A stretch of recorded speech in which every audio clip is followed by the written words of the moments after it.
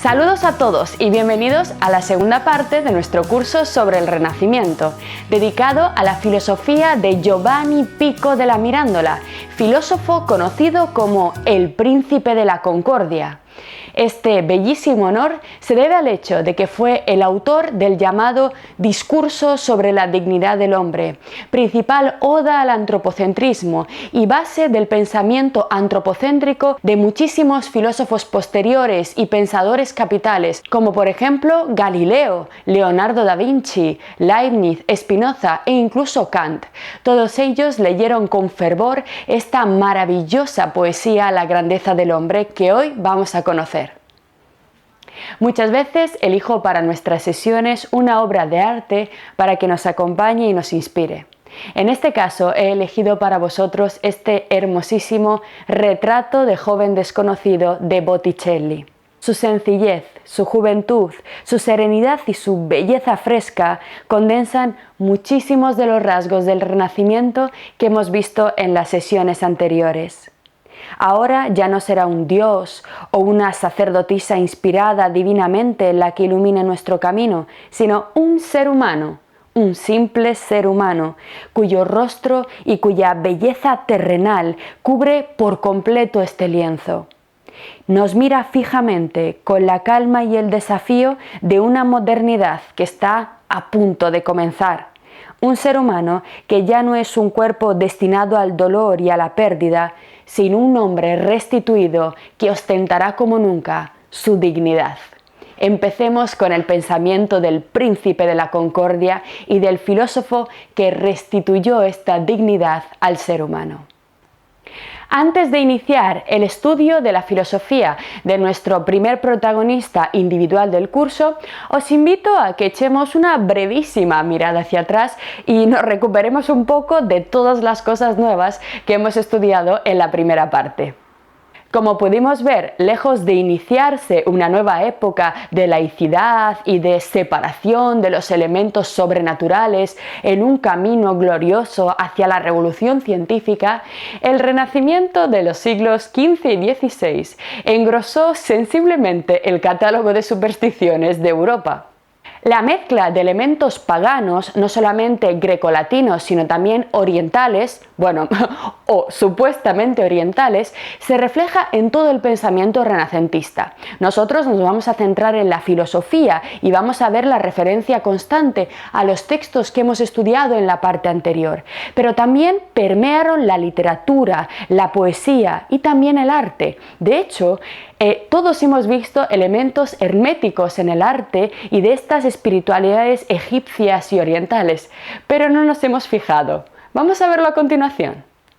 A lo largo de la primera parte, todas nuestras sesiones estuvieron acompañadas por una misteriosa figura pintada por Miguel Ángel en la Capilla Sixtina. Aquí la tenéis. Efectivamente, se trata de un detalle que he extraído de la Capilla Sixtina, la capilla situada dentro del Vaticano. Pero, ¿sabéis qué es este personaje? ¿Sabéis a quién representa?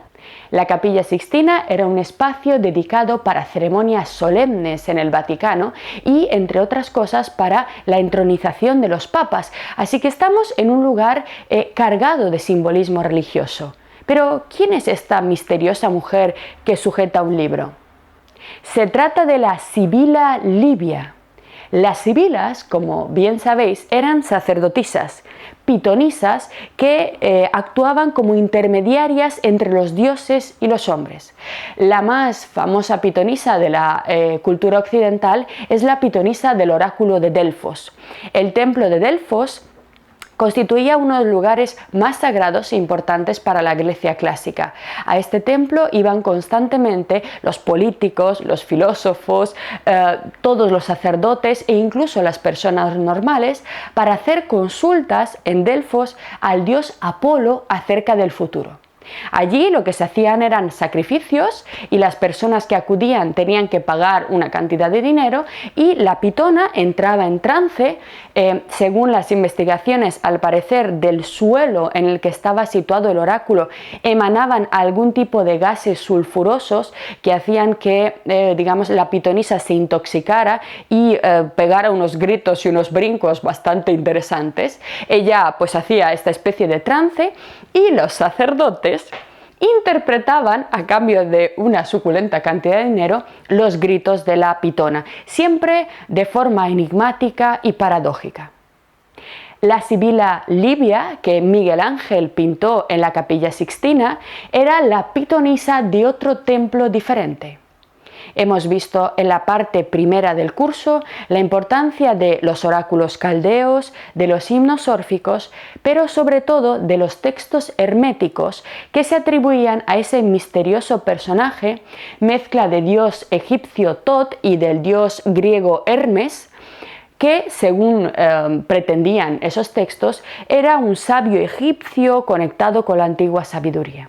Pues bien, la Sibila, pintada por Miguel Ángel en la capilla, es la pitonisa del templo de Amón Zeus en el oasis de Siwa. ¡Qué raro! ¿Qué hace la pitonisa de una religión que no tiene absolutamente nada que ver con el cristianismo en la Capilla Sixtina? ¿Es que no os habéis fijado? El oasis de Siwa era un centro espiritual situado en Libia que tuvo un enorme peso a lo largo de la antigüedad. Por ejemplo, fue el lugar al que acudió Alejandro Magno para consagrarse Dios. De hecho, él fue al oráculo y pidió a la pitonisa que le dijera si verdaderamente era hijo de los dioses. La respuesta que le dio la pitonisa no lo conocemos, pero después Alejandro empezó su conquista del este. Lo más importante de esta figura simbólica que encontramos en la Capilla Sixtina de la Sibila Livia es que sostiene un libro. En la iconografía clásica de la Edad Media y también del Renacimiento, todos los personajes que sostienen libros simbolizan la posesión de sabiduría. Contienen sabiduría, en este caso revelada, que ha sido recogida en un libro. Pero claro, recordáis, estamos en la Capilla Sixtina. ¿Cuál es el libro que contiene la sabiduría revelada para los cristianos católicos? Evidentemente la Biblia. Pero ¿qué diablo sostiene la Sibila en sus manos? No se trata de la Biblia, sino del reconocimiento por parte de los propios cristianos, debido al inmenso influjo de estas religiones orientales, de estas supuestas religiones orientales, de la existencia de verdades, atentos, reveladas por canales no cristianos. Es decir, verdades religiosas y espirituales que fueron revelados por otros dioses a otro tipo de sacerdotes en el marco de otras religiones constituyen verdades aceptables e importantes para el catolicismo. A este fenómeno se le llama sincretismo, es decir, la mezcla de distintas religiones y espiritualidades en una sola religión. ¿A qué os sorprende? ¿A que no esperabais esto en el Vaticano y en el cristianismo? Pero si la Sibila Livia no os parece suficiente, fijaros en la siguiente imagen. Efectivamente, es la Basílica de San Pedro del Vaticano, ese hermoso palacio que le causó bastantes problemas a la Iglesia Católica debido a la excesiva otorgación de bulas para su construcción. Pero fijaros, ¿qué hay en medio de la plaza que se sitúa delante de la Basílica de San Pedro? ¿Qué hay en el centro, en el corazón de la cristiandad? Fijaros bien, un obelisco, un auténtico obelisco egipcio. Pero vamos a ver, ¿qué hace un obelisco de una religión completamente diferente en el centro de esta plaza? Está allí, si vais ahora mismo lo vais a encontrar. Seguramente hayáis ido y habéis visto un bonito obelisco y no os habéis fijado en esta cuestión. La plaza de la Basílica de San Pedro no es la Place de la Concorde de París, no es la Plaza de la Concordia en la que Napoleón colocó el obelisco a modo decorativo por sus conquistas. No, estamos en el corazón de la cristiandad y tenemos un inmenso obelisco egipcio. Os llamará la atención saber que este obelisco precisamente fue traído del Circo Máximo de Roma, donde había sido colocado hacía muchos siglos por Nerón, el gran perseguidor de los cristianos, y fue traído, como os digo, del Circo Máximo por orden de los papas que se encargaron de la construcción de la Basílica de San Pedro, profundamente influenciados por el hermetismo, y se pidió que fuera colocado en el centro de esta plaza.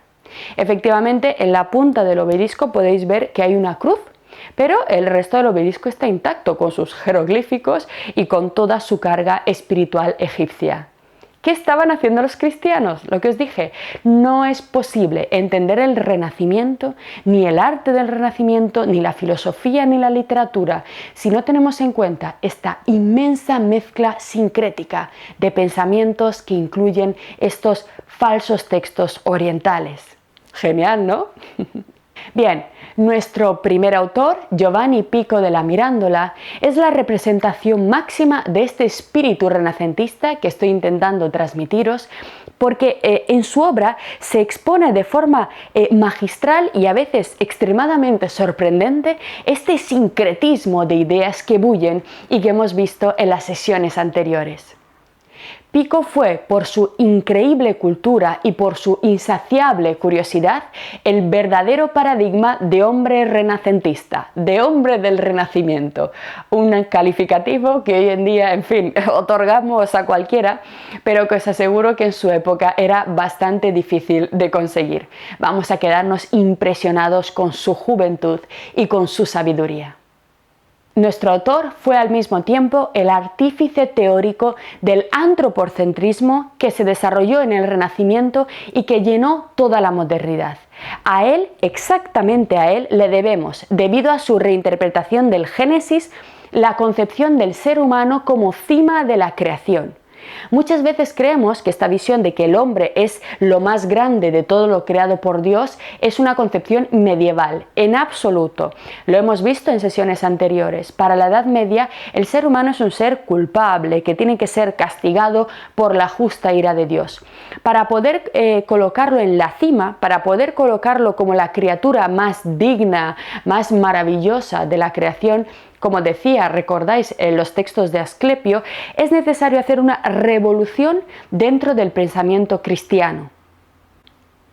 De hecho, la transformación de la imagen del hombre llevada a cabo por Pico della Mirandola, por la cual se saca al ser humano de esa miseria medieval y se le coloca en un puesto de dignidad, no solo de dignidad, sino de superioridad, de cima, explicará algunos de los problemas que tendrá posteriormente la modernidad, por ejemplo, con la ciencia y con el tratamiento de la naturaleza. Como bien sabéis, en la Biblia, y sobre todo después de la interpretación ofrecida por Giovanni Pico della Mirandola, Dios le dice al hombre que ha creado el mundo para su uso. Es decir, los peces del mar, los animales de la tierra, el agua, todo fue hecho por Dios en esta interpretación para que el ser humano lo use y se multiplique. Fijaros, los problemas que tenemos hoy en día con el ecologismo, con la destrucción del planeta, pasan precisamente por la exacerbación descontrolada de esta idea de Pico della Mirandola de que el ser humano es la cima de la creación. Evidentemente, cuando esta idea nació, era muy necesaria. El hombre salía de un periodo de oscuridad, de humillación, pero a lo largo de la modernidad esta idea, y veremos cómo parte del proceso se inicia en el propio Giovanni, se fue exagerando y olvidamos, hoy en día ya no lo sabemos, de dónde salió. ¿De dónde partió esta reacción, esta necesidad de restituir la dignidad del hombre que hoy en día ha hecho un daño casi irreversible al planeta? Todo parte de una interpretación, atentos, de la Biblia. Vivimos en una sociedad laica en la que los estudios eclesiásticos evidentemente ya no se dan y ya no interesan, pero un estudio serio que cuente también no solamente la mitología griega, sino también el conjunto de pensamientos cristianos que se han desarrollado en la historia de Europa, nos puede hacer entender mejor el estado en el que estamos actualmente. La amnesia es el peor de los males porque nos condena a repetir la historia. Pico della Mirandola nació en el año 1463 en la población italiana que le da su nombre, Mirandola, cerca de Ferrara y Bolonia. Pico nació en el seno de una familia muy rica y al ser el menor de 5 hermanos le correspondía, dadas las modas de la época, la carrera eclesiástica. A la edad de solo 14 años, Pico della Mirandola inició sus estudios de Derecho en la famosa Universidad de Bolonia. Sin embargo, un año después falleció su madre y bueno, quizá Pico hiciera esto por amor a ella, así que una vez fallecida su madre decidió dejar los estudios de Derecho y empezar estudios filológicos en la Universidad de Ferrara.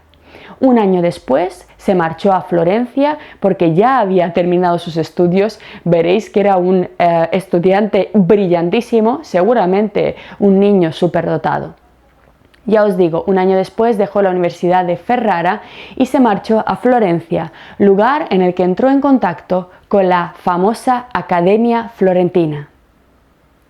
Antes de continuar con la biografía y la filosofía de Pico della Mirandola, quiero que dediquemos unos minutos a esta institución, la Academia Florentina, porque se trata de uno de los lugares que más influjo han tenido sobre el desarrollo intelectual de Europa. Si hoy tenemos la ciencia que tenemos, si hoy tenemos el arte que tenemos, incluso concepciones políticas fundamentales, se debe a esta institución, a la Academia Florentina, fundada por la familia Medici. Lo que acabas de ver es solo un pequeño fragmento de nuestro curso. Si quieres disfrutarlo en su totalidad y descubrir muchos otros cursos, también de historia de la ciencia y de historia del arte, visita nuestra web anaminecan.com. Y recuerda, este proyecto solo es posible gracias a nuestro programa de microfinanciación. Si quieres apoyarnos, conviértete en uno de nuestros micromecenas en Patreon. Desde solo €1 al mes nos ayudarás activamente a seguir difundiendo la cultura. Gracias.